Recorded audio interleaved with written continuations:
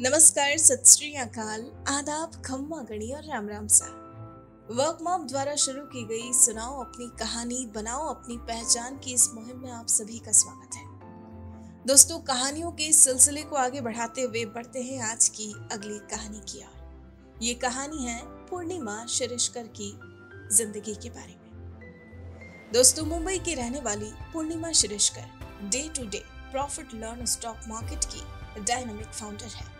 Stock market में पैसा किस तरह कमाया जा सकता है, इसके बारे में महिलाओं को जागरूक करने का काम ये बखूबी कर रही है। जी हाँ, इनके संपर्क में आने के बाद कई महिलाएं आज घर बैठे स्टॉक मार्केट से बड़ी ही आसानी से पैसा कमा रही है। आपको बता दें, ये एक ऐसे पारिवारिक माहौल में पली बड़ी जहां हर कोई जॉब में था। इनकी माँ एक सोशल एंटरप्रेन्योर थी और आज भी है। दोस्तों, ये बचपन से ही सकारात्मक विचारों वाली रही है, जिसने हमेशा हर चैलेंज को स्वीकार किया और जीवन में हमेशा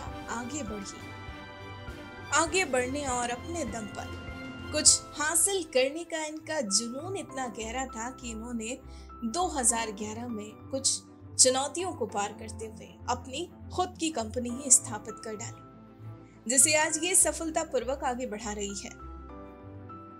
दोस्तों, इनकी कड़ी मेहनत का ही नतीजा है कि आज इनकी कंपनी दिन दुगुनी और रात चौगुनी तरक्की कर रही है। इस बिजनेस को आगे बढ़ाने में इन्होंने अपनी जी जान लगा दी। जी हाँ, अचानक मार्केट में आई गिरावट और उछाल, दोनों ही स्थितियों को ये बखूबी मैनेज करते हुए चलती है और इसी तरह का संतुलन अपने जीवन में भी बनाए रखते हुए हर परिस्थिति का सामना करते हुए ये आगे बढ़ रही है और लगातार सफलता के नए आयाम स्थापित करने का प्रयास कर रही है। ये कुछ खास बातें थी इनकी जिंदगी से जुड़ी जो हमने आप सभी के साथ साझा की। इनके जीवन से जुड़े ऐसे ही कई और किस्सों के बारे में जानने के लिए अब आइए दोस्तों, सीधा मुलाकात करते हैं इनसे और सुनते हैं पूरी कहानी सिर्फ और सिर्फ इनकी अपनी जुबानी। नमस्ते, मैं पूर्णिमा शिरीषकर और मेरे कंपनी का नाम है day to day profit learn stock market और मैं इस कंपनी के माध्यम से मैं स्टॉक मार्केट सिखाती हूँ और बेसिकली महिलाओं के लिए ये स्टॉक मार्केट मैंने ये प्रोग्राम डिज़ाइन किया है ताकि घर की हर एक महिला स्टॉक मार्केट से काम करे और ज़्यादा से ज़्यादा पैसा कमाए। घर में मेरा जो फैमिली जो हमारा नेचर था वो सब जॉब्स थे, सर्विस करने वाले थे और मेरी मॉम जो थी वो सोशल एंटरप्रेन्योर्स थी और है अब तक, मतलब वो काम करती है। और बचपन से क्या होता था कि मैं बड़ी हूँ घर में और मेरे 2 भाई है जो मेरे से छोटे हैं, तो हमेशा कौन सी भी टास्क हो ना, मतलब घर में कोई भी चीज़ मंगवानी है, आइदर खाने की चीज़ हो, तो हमेशा मुझे ही धक्का दिया जाता था कि दीदी तुम बोलो, तुम बोलने के बाद फिर हम बोलते हैं। तो घर में भी वैसे ही होता था और फिर फैमिली के बाकी सारे भी भाई लोग आते थे और बहन आती थी, तो उस टाइम में भी क्योंकि मैं अच्छी डांसर भी थी, तो हमेशा मुझे ही पुश किया जाता था। मतलब दिवाली हो, गणपति फेस्टिवल हो, तो उस टाइम पे मुझे ही धक्का दिया जाता कि तू पहले डांस स्टार्ट कर, फिर हम लोग स्टार्ट करते। और स्कूल में भी वैसे होता था क्योंकि मेरी जो जितने भी सारे फ्रेंड, क्योंकि हमारी गर्ल्स स्कूल्स थी और सब लोग मुझे ही पुश करते थे कि नहीं नहीं तुम स्टार्ट करो, तुम फर्स्ट बेंच से बैठो, फिर हम लोग पीछे से बैठते। तो हमेशा धक्का देके मतलब मैं आगे बढ़ती गई और यही नेचर मुझे वो कॉन्फिडेंस दिया कि कौन सा भी काम करना है तो थोड़ा इनिशिएटिव लेना ज़रूरी है। अगर इनिशिएटिव लेते मतलब उसमें फेल्योर भी होता था और अचीवमेंट्स भी होती थी, लेकिन मज़ा आता था। तो ये बचपन से आदत लगी मुझे कि कोई भी चैलेंज है वो एक्सेप्ट करो और आगे बढ़ो। मतलब एक तो डांट तो मिलती है, आदर शाबाशी मिलती थी, तो दोनों कुछ भी हो लेकिन मज़ा तो आता था क्योंकि मैंने ही वो एक्सेप्ट किए चैलेंज। तो ये बचपन की जो आदत थी जो बाकी के लोगों की वजह से लगी, वो मुझे लगता है कि मेरे लाइफ में एक टर्निंग पॉइंट था और मेरे लिए बहुत बेनिफिट देता गया। क्योंकि मैंने जब भी स्टॉक मार्केट में एंट्री ली काम करना, क्योंकि 2011 में मैंने स्टार्ट किया था खुद का वेंचर स्टार्ट करना। लेकिन उससे पहले 2008 में मार्केट बहुत ही डाउन हुआ था, क्रैश हुआ था उस टाइम पे। और फिर मैंने उस टाइम पे एंट्री ली थी। तो बहुत सारे चैलेंजेस फेस करने पड़ रहे थे, लेकिन वो आदत थी कि एक्सेप्ट करो और आगे बढ़ते जाओ। तो इस वजह से 2011 को मैंने अपनी कंपनी जब स्टार्ट की स्टॉक मार्केट की, तो बहुत सारे चैलेंजेस आए। मैं सीखती गई, गिरती गई और उभरती भी गई, क्योंकि मार्केट हमेशा सिखाता है कि जब भी मार्केट गिरेगा तो उसी लेवल पे वो ऊपर भी आएगा। तो वही ट्रेंड मैंने अपने लाइफ में भी इम्प्लीमेंट किया कि जब भी मार्केट गिरेगा तो मुझे एंट्री करना है, और जब भी मार्केट अप ट्रेंड में जाएगा तो जितना भी मेरा प्रॉफिट है वो बुक करके मुझे निकलना है। तो वो ध्यान में था, वो स्ट्रैटेजी बन गई थी। और इसी तरह से मेरी बचपन की लाइफ मेरे बिजनेस में भी सपोर्ट करती गई। और वो जो आदत थी, क्योंकि हैबिट्स बहुत इंपॉर्टेंट होते हैं हर एक पर्सन के लाइफ में, और वो अच्छे हैबिट्स मेरे अपने बिजनेस में मुझे आगे लेकर चली गई। जो माइंडसेट था कि मैंने ये जर्नी स्टार्ट करने से पहले, क्योंकि आफ्टर मैरिज मैं कुछ कमाई नहीं करती थी और बहुत ही जल्दी मेरी शादी हुई थी। उस टाइम मैं 19 साल की थी और कॉलेज ना कंप्लीट कर पाई, ना अपना खुद का करियर कंप्लीट कर पाई। और लेकिन और तुरंत शादी हो गई थी, क्योंकि हमारे समाज में लड़कियों की शादी बहुत जल्दी होती थी उस टाइम पे, और मेरा भी नंबर लग गया था। तो उसी वजह से मैं जो पढ़ रही थी, मैं गवर्नमेंट लॉ कॉलेज में पढ़ रही थी, मुझे पढ़ाई बंद करके ये शादी के झमेले में पड़ना पड़ा। फिर बच्चे हो गए और फिर फाइनेंशियल क्रंच आता चला गया, और फिर हमेशा हस्बैंड के पास पैसे मांगो, माँ बाप के पास पैसे मांगो, और सास ससुर जी को थोड़ा तकलीफ देना मुझे थोड़ा डिफिकल्ट होता था। मतलब ये सारी चीज़ें मुझे नहीं करनी थी और मुझे सक्षम बनना था, क्योंकि कोई भी चीज़ अगर मुझे खुद के लिए चाहिए तो मैं अपने खुद का पैसा खर्च कर सकूं। लेकिन घर में आने वाला जो इनकम सोर्स था वो मेरे हस्बैंड का अकेले का था, और मैं वो सर्वाइव नहीं कर पा रही थी। हमेशा कॉम्प्रोमाइज करते मैं बहुत थक गई थी। और जो मेरे बाकी के जो फ्रेंड्स हैं वो बहुत ही आगे चले गए थे पढ़ाई में।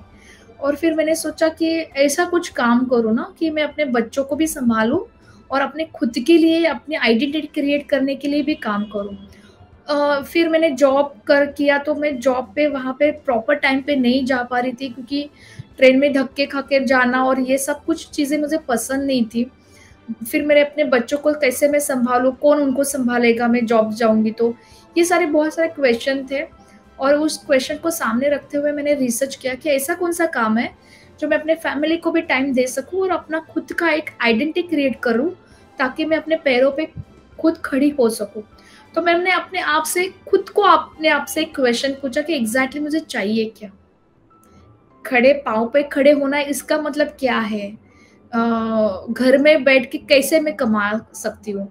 तो जब मैंने अपने आप से क्वेश्चन पूछा तो एक ही सवाल आया कि मंथ ऑफ एंडिंग आपके अकाउंट में इतना-इतना पैसा आना चाहिए। तब जाके अपने सारे ख्वाब आप पूरा कर सकते हो। तो फिर मेरा रिसर्च स्टार्ट हुआ, सब बहुत सारे फेल्योर्स आए। फिर बाद में मुझे पता चला कि स्टॉक मार्केट एक ऐसा प्लेटफ़ॉर्म है जहाँ पे मैं अपना टाइम देने के बाद इनकम सोर्स तो होगा, लेकिन वो लॉन्ग टर्म के लिए भी होगा।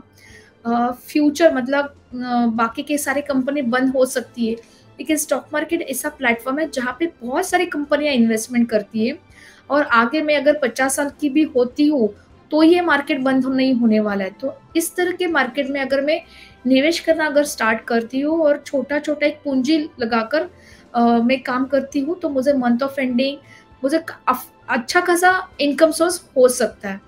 और वही फ्यूचर मैंने ध्यान में रखते हुए शुरुआती में वो मैंने सीखा जब मेरे बच्चे सोते थे दोपहर के टाइम पे। उसी 2 घंटे में मैं नज़दीक के स्टॉक मार्केट के क्लास में सीखने जाती थी। फिर से घर पे आती थी और लिखती थी और क्या चाहिए, कैसे हो सकता है। लेकिन बाद में पता चला कि मैं सीख कर फिर से घर पे आती हूँ, तो आफ्टर 2 मंथ के बाद मैं पूरा भूल जाती हूँ। तो मेरे पास कंप्यूटर होना बहुत ज़रूरी है। लैपटॉप की उतनी कैपेसिटी नहीं थी, लेकिन कंप्यूटर ले सकती हूँ। तो सीखने के बाद 1 साल के बाद मेरे पास कंप्यूटर आया, मैंने इंटरनेट लिया, फिर धीरे-धीरे घर का खर्चा जो होता था, उसमें से छोटा-छोटा इन्वेस्टमेंट मैंने स्टार्ट करा, थोड़ा स्टॉक मार्केट में इन्वेस्टमेंट करना स्टार्ट किया और फिर मुझे समझ में आया कि स्टॉक मार्केट एकदम स्ट्रॉन्ग प्लेटफ़ॉर्म है, जो कभी भी ख़त्म नहीं होगा, सिर्फ़ नॉलेज बहुत ज़रूरी है। नॉलेज के लिए यहाँ पे बच्चे लोग बड़े होते गए, स्कूल में जाने के लिए तैयार हो गए, तो मुझे मेरे पास और टाइम मिला। मैंने सोचा कि ये जो टाइम मुझे मिल रहा है, वो मैं टीवी सीरियल और गपशप में डालने से अच्छा मैं अपने करियर में फ़ोकस करूँ। आगे वाले 10 साल में मुझे कहाँ पे पहुँचना है, ये मैंने विज़न देखा और मैंने डिसाइड किया कि ये मेरा गोल है, मेरे लाइफ़ का ये पर्पज़ है। मुझे इस पर्पज़ को अगर अचीव करना है, तो ये सारी-सारी चीज़ें मुझे करनी होंगी और उसी विज़न को आगे रखते हुए, उसी गोल को आगे रखते हुए, मैंने अपने स्टॉक मार्केट में काम करना शुरू किया और धीरे-धीरे मैंने डे टू डे प्रॉफ़िट ये मेरी कंपनी स्टार्ट की। येस, मैंने स्टॉक मार्केट जब भी इन्वेस्टमेंट करना स्टार्ट किया तो अ, छोटे-छोटे प्रॉफ़िट में मैं खुश नहीं थी क्योंकि मुझे लगता था कि इसमें और प्रॉफ़िट मिलेगा और फिर मैं और प्रॉफ़िट के चक्कर में टिप्स लेना मैंने स्टार्ट किया।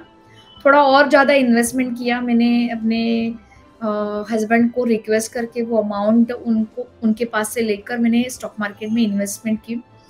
फिर टिप्स मतलब जो डायरेक्टली टिप्स मिलती है उसमें मैंने भरोसा रखा और मुझे लगता है वो मेरी सबसे बड़ी गलती थी कि कोई कॉल आता है जिनको मैं पहचानती नहीं और मुझे बोलता है कि XYZ स्टॉक ले लो, इतना-इतना जाएगा और फिर बाद में सेल कर दो।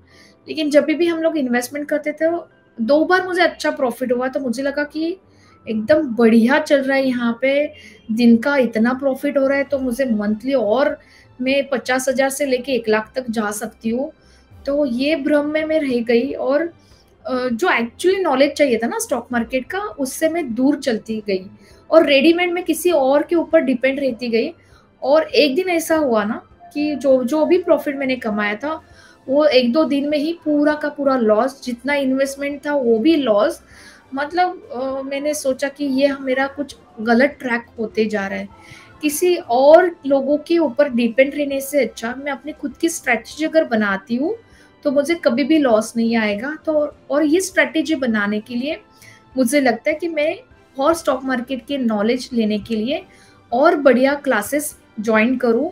बहुत अच्छे-अच्छे ट्रेडर हैं, उनके पास मैं ऑलरेडी सीखूँ और वो मेरी गलती थी मेरे लाइफ़ की जो मैंने बिज़नेस में सीखी कि किसी के ऊपर डिपेंड नहीं रहना है। अगर बच्चा होता है और उसको 10वीं में अच्छे मार्क्स लाने के लिए जैसे माँ अपने बच्चों को एक अच्छे क्लास में डालती है, उसी की तरह से मुझे लगता है कि बिज़नेस में स्ट्रॉन्ग होने के लिए हमें भी प्रशिक्षण मतलब क्लासेस लेना बहुत ज़रूरी है। नॉलेज जहाँ पे मिलता है उस इंस्टीट्यूट में एडमिशन लेना और अपने खुद के ऊपर इन्वेस्टमेंट करना, नॉलेज के लिए इन्वेस्टमेंट करना, ये सबसे बेस्ट डिसीजन होगा और उसी तरह से हर साल एक कौन-सा ना कौन-सा मैं बिज़नेस के लिए कोर्स करती हूँ और अपने आप पे इन्वेस्टमेंट करती हूँ और मतलब ये जो गलती हुई उससे मैंने सीखा और जो मैंने सीखा उससे मैं आगे बढ़ती गई। मैं आगे बढ़ती जैसे गई ना मेरा नेटवर्क बढ़ता गया और मैं मोस्ट ऑफ महिलाओं के लिए बहुत काम करती हूँ। पूरे महाराष्ट्र में मेरा more than 7 lakh plus networking है आज। तो सब लोग पूछते थे कि कितना पैसा कमाते हो? कितना क्यों फ्री ऑफ कॉस्ट काम कर रही हो? इनके लिए कुछ चार्ज करो। लेकिन मुझे लगता है कि हर चीज़ पैसों से नहीं होती है। नेटवर्क बहुत इम्पोर्टेंट होता है, कौन-सी भी चीज़ हासिल करने के लिए। तो ये नेटवर्क के ऊपर मैंने ध्यान दिया और लगातार 7-8 साल से मैं नेटवर्क के ऊपर काम कर रही हूँ और पूरे महाराष्ट्र में आज मेरा नेटवर्क है। नॉट ओनली महाराष्ट्र तो गोवा, गुजरात, कर्नाटका, मध्य प्रदेश इस तरह से मेरा नेटवर्क बढ़ता गया। इंटरनेशनल कंट्रीज़ है, 6 कंट्रीज़ है, उसमें मेरा आज नेटवर्क है। तो मुझे network is a wealth creation मतलब नेटवर्क इज़ सबसे बड़ा खज़ीना है मेरे लिए और मैंने उसके ऊपर ध्यान दिया। लोग मुझे बोलते थे कि अरे तू चैरिटी मत कर, ये मत कर। लेकिन मुझे लगता है कि ये सबसे मेरे एसेट्स हैं, जो मेरा नेटवर्क है वो मेरा एसेट्स है और उस एसेट्स के लिए मैंने फ्यूचर्स के लिए मैंने बिफ़ोर 10 साल पहले ही मैंने काम करना स्टार्ट किया था। तो ये सबसे बहुत इम्पोर्टेंट चीज़ है कि हमारे लाइफ में करना क्या है। हमेशा हम लोग ये सोचते हैं कि करना क्या है, लेकिन ये कभी नहीं सोचते कि करना क्या नहीं है। तो मैंने पहले ये फ़ोकस किया कि करना क्या नहीं है, इस पे ऊपर मैंने ध्यान दिया और मैं अपने महिलाओं के साथ बहुत अच्छी तरह से काम करती हूँ। जो गोल्स है हमारे मेरे जो गोल्स थे, जो नेटवर्क था वो मैंने अचीव कर दिया। और सक्सेस की परिभाषा मुझे वही लगती है कि आप कितना पैसा कमाते हो, इससे सबसे बेस्ट ये है कि जब आप खड़े होते हो तो आपके साथ कितने लोग आपके साथ खड़े होते हैं, आपके लिए हेल्प करने के लिए रेडी होते हो। ये मुझे लगता है सबसे बेस्ट और वेल्थ है मेरे लिए, जो मेरा सक्सेस रेशो है कि मैं कौन से भी स्टेट में जाऊँ, तो मेरा वहाँ पे मेरे एक एंटरप्रेन्योर्स होनी चाहिए, मुझे लोग पहचानते हो। ये मेरा सक्सेस, और ये सक्सेस अचीव करने के लिए मैंने काम स्टार्ट किया। और इस सक्सेस की परिभाषा मुझे लगता है कि वही है कि आप कितना कमाते हो, इससे बेटर कि कितने लोग आपको पहचानते हैं। और मेरा वही ब्रीद वाक्य था कि ऐसा काम करो ना कि आपका नाम होना चाहिए, और ऐसा नाम करो ना कि नाम लेते ही आपका काम होना चाहिए। तो इस टैगलाइन के साथ मैंने अपना करियर स्टार्ट किया, और मुझे लगता है कि इतना सारा जो नेटवर्थ है वही मेरा सक्सेस है, जो जहाँ पे हर एक धर्म की महिला मेरे साथ आज काम कर रही है। हमारे लिए सब धर्म हमारा यही एक ही है, उद्योजिकता यही हमारा धर्म है। एक दूसरे को हेल्प करो और आगे बढ़ते चले जाओ। तो सक्सेस की परिभाषा मुझे वही लगती है। Day to day profit learn stock market, ये मेरी कंपनी है, और ये कंपनी के माध्यम से मैं स्टॉक मार्केट के अवेयरनेस प्रोग्राम्स कंडक्ट करती हूँ। More than 100 and plus awareness programme मैंने कंडक्ट किए हैं, जहाँ पे मैं महिलाओं को फाइनेंस के बारे में सिखाती हूँ। एग्जैक्टली फाइनेंस क्या है, किस तरह से हम लोग इन्वेस्टमेंट कर सकते हैं, घर से बैठ के हर एक महिला स्टॉक मार्केट के माध्यम से किस तरह से पैसा कमा सकती है, ये ट्रेनिंग देना मैंने स्टार्ट किया।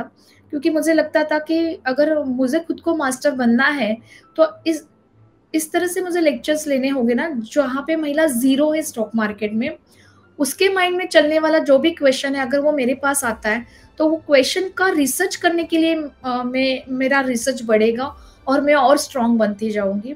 और इस तरह से मैं महिलाओं के पास पहुँचती गई, और मुझे लगा कि अगर मैं ग्रामीण भाग से महिलाओं को अगर स्टॉक मार्केट सिखाती हूँ, तो ये मेरी सबसे बड़ी अचीवमेंट होगी। और इसी तरह से स्टॉक मार्केट का प्रशिक्षण देने के लिए डे टू डे प्रॉफिट का काम चलता गया। अभी ये काम होते-होते मुझे लगा कि मेरा जो प्रोग्राम जो है, वो बहुत सारे लोगों तक पहुँचना बहुत ज़रूरी है। तो मुझे ऐसा क्या करना चाहिए जहाँ पे लोग आ सकें? फिर मुझे समझ में आया कि स्टॉक मार्केट को तो सबको पसंद नहीं है।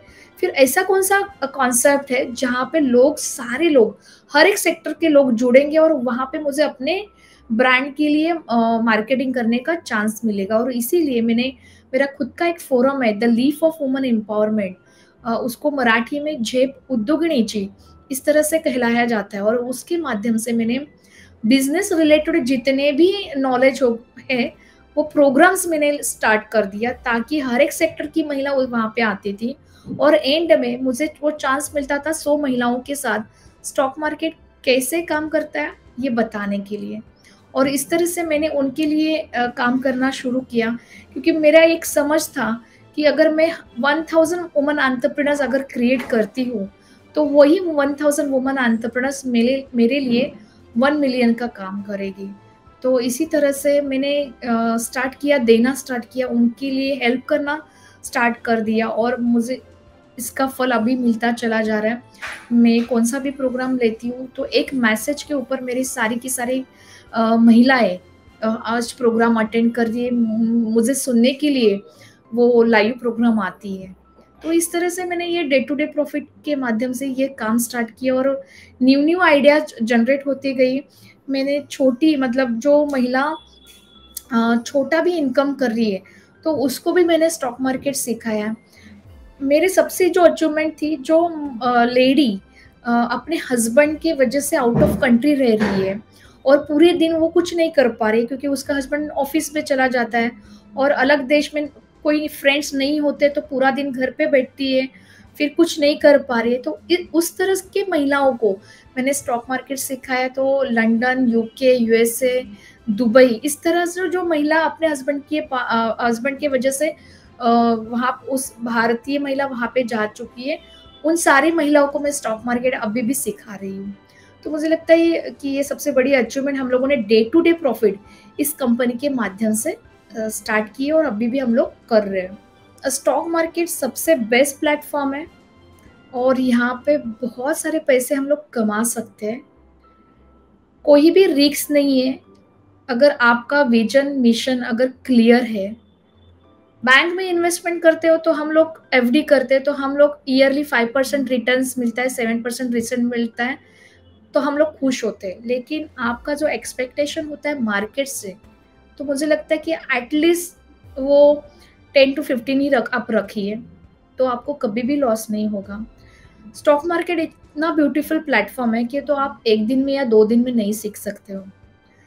तो स्टॉक मार्केट को सीखना वो सबसे बड़ा इम्पॉर्टेंट टास्क होगा, क्योंकि जो सारे आपने अभी क्वेश्चन पूछे, ये रिस्क होता है, लॉसेस होता है, ये सारी परेशानियों से आप सबसे मतलब ये जा रहे क्वेश्चन से आपका जो फियर है स्टॉक मार्केट के बारे में, ये सारे के सारे क्वेश्चन आपके दूर हो जाएंगे जब आप स्टॉक मार्केट बेसिक्स से लेके एडवांस तक आप सीखोगे।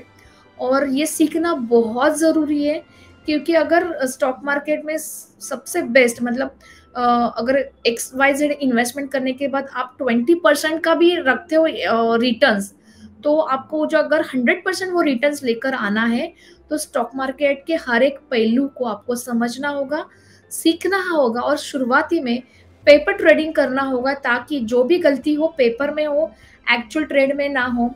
अभी हमारा सोशल मीडिया और इंटरनेट इतना सबसे बेस्ट प्लेटफॉर्म हमें दिया गया है, जहाँ पे हम लोग मोबाइल से भी ट्रेडिंग कर सकते हैं। तो ज़्यादा से ज़्यादा हम लोग हमारा जो टाइम है सोशल मीडिया और गपशप में ना डालते हुए स्टॉक मार्केट में अगर डालते हैं, और क्योंकि हमारे मोबाइल में बहुत सारे एप्लीकेशंस होते हैं, गुड मॉर्निंग और गुड नाइट दिन भर कितनी बार हम लोग देखते हैं व्हाट्सएप पे और फेसबुक और इंस्टाग्राम पे, लेकिन उससे हमें कुछ इनकम सोर्स नहीं होता है। अगर मैं ये सबसे आपको कहूँगी और टिप्स दूंगी कि आज अगर आप ये प्रोग्राम देख रहे हो तो आज ही आप अपने मोबाइल में स्टॉक मार्केट का लर्निंग एक ऐप डाउनलोड कीजिए, ताकि दिन भर में आप कंटिन्यू लगातार स्टॉक मार्केट से जुड़े रहोगे। स्टॉक मार्केट में मार्केट ऊपर क्यों गया, मार्केट नीचे क्यों आया, ये क्यों का क्वेश्चन आपको जल्द से जल्द पता चलेगा और उस ट्रेंड में आप रहोगे। मार्केट इतना बड़ा प्लेटफॉर्म है ना, जहाँ पे बैंक जैसी सेक्टर पूरा का पूरा इन्वेस्टमेंट वहाँ करते हैं और हमारे पैसे लेकर स्टॉक मार्केट में इन्वेस्टमेंट करते हैं, खुद 100% प्रॉफिट कमाते हैं और 100% में से फिर 5% और 7% हमें शेयर करते हैं। तो मुझे लगता है कि अगर बैंक हमारा पैसा लेकर स्टॉक मार्केट में इन्वेस्टमेंट कर रहे हैं, तो खुद का पैसा खुद क्यों नहीं इन्वेस्ट करे स्टॉक मार्केट में। लेकिन जिम्मेदारी लेनी होगी, हमें उसमें थोड़ा प्रिकॉशन लेके मार्केट में एंट्री और एग्जिट कैसे की जाती है उसका ध्यान रख के वो सीखना पड़ेगा। वो सारी स्ट्रैटेजी बहुत इंपॉर्टेंट है। तो मुझे लगता है कि नॉलेज अगर कौन से भी क्षेत्र में लेना है, तो वो बेसिक से लेके एडवांस तक लेना बहुत ज़रूरी है, और उससे ही हम लोग हमारे पैसों का बहुत ही अच्छी तरह से प्रॉफिट में कैसे कैलकुलेट कर सकते हैं, वो प्लान करने के लिए सक्षम हो सकते हैं। तो knowledge is very important for every questions. Movie देखना बहुत ही पसंद है। मूवी देखना, वर्ल्ड घूमना, लाइफस्टाइल से रहना, बहुत सारी ज्वेलरी परचेस करना, मतलब ये शॉपिंग करना, मोस्ट ऑफ सब लेडीज़ का सबसे फेवरेट होता है शॉपिंग करना।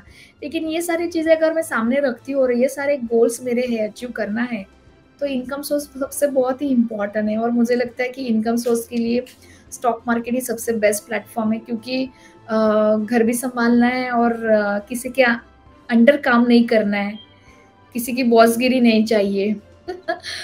तो खुद का बॉस बनने के लिए स्टॉक मार्केट ही मुझे लगता है सबसे बेस्ट प्लेटफ़ॉर्म है। बुरी तरह से जो लोग हमारे से बर्ताव करते हैं, फर्स्ट हमारी फैमिली होती है। जब हम लोगों को वो ग्रांटेड लेते हैं, थोड़ा निग्लेक्ट करते हैं, अ, हर बार टोका जाता है, ये मत करो, इधर मत बैठो। तो मुझे लगता है वो लाइफ में बहुत ज़रूरी है होना। क्योंकि अगर कोई हमें अंडर एस्टिमेट नहीं करता है ना, तब तक हमारा अंदर की जो ज्वाला है ना, वो मतलब उभर कर नहीं आ सकती है। क्योंकि सब कुछ चीज़ें हमें अगर रेडीमेड मिलती है ना, तो उसका वैल्यू नहीं होता है। हर्डल करने से, कोई हमें ताने मारने से अ अगर मतलब ये सारी चीज़ें हमारी लाइफ में होना बहुत ज़रूरी है और मुझे लगता है कि इसी से ही शुरुआत होती है। लोग हमें छोटा समझते हैं और दिल को बुरा लगना बहुत ज़रूरी है। उसी टाइम पे रोना आना बहुत ज़रूरी है। जेब में पैसा नहीं होना ये भी बहुत ज़रूरी है।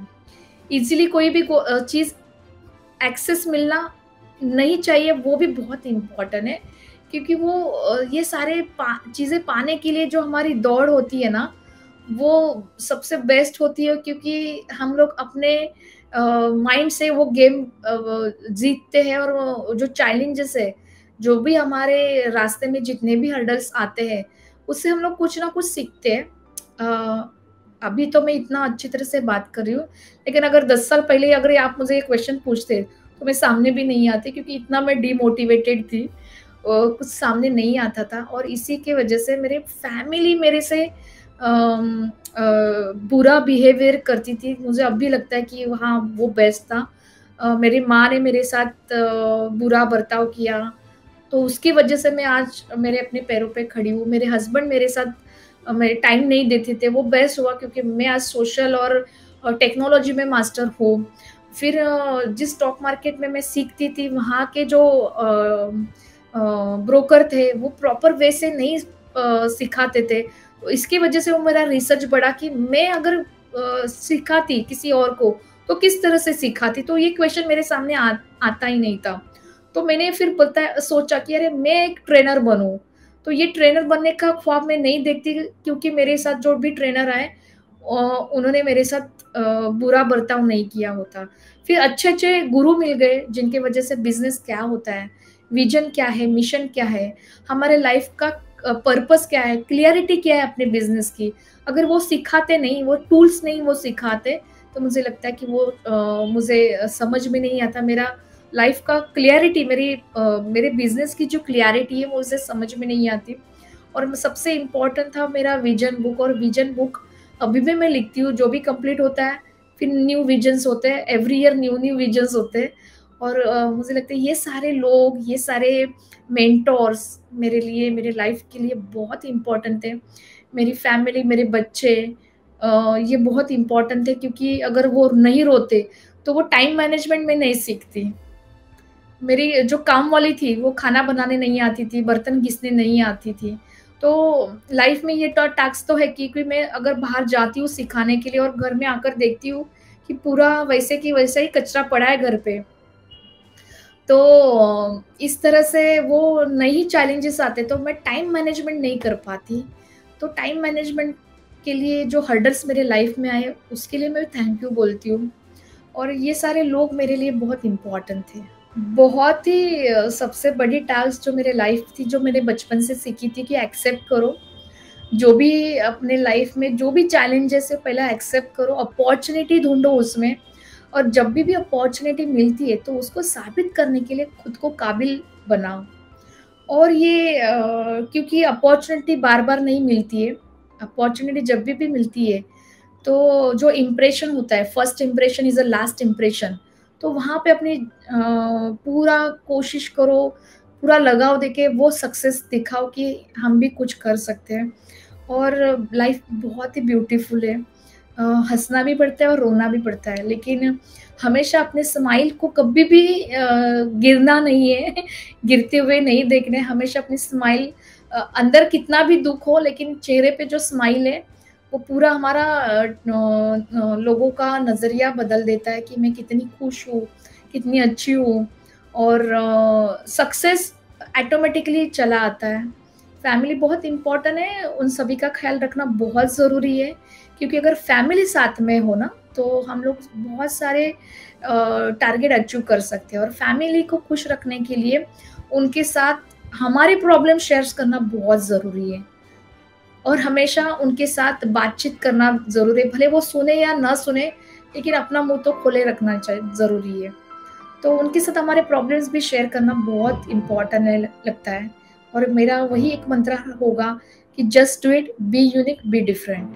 दोस्तों, आप सुन रहे थे पूर्णिमा शिरिष्कर की जीवन की कहानी सिर्फ और सिर्फ इनकी अपनी जुबानी। ऐसी ही प्रेरक और रोचक कहानियां रोजाना सुनने के लिए हमारा चैनल सब्सक्राइब करें और बेल आइकन जरूर दबाएं। और अगर पसंद आई है आज की ये कहानी तो दोस्तों इसे लाइक, कमेंट और शेयर करना ना भूलें। अब आप भी बन जाइए भारत की प्रोफेशनल कम्युनिटी की आवाज और सुनाओ अपनी कहानी, बनाओ अपनी पहचान की इस मुहिम से जुड़कर अपने जीवन के अनुभवों, करियर यात्रा, अपने उत्पादों एवं सेवाओं के पीछे की वास्तविक कहानी से देशवासियों को प्रेरित करें और अपनी एक नई पहचान बनाएं। Tell your story, inspire and build your brand with the power of video. Jai Hind, जय भारत।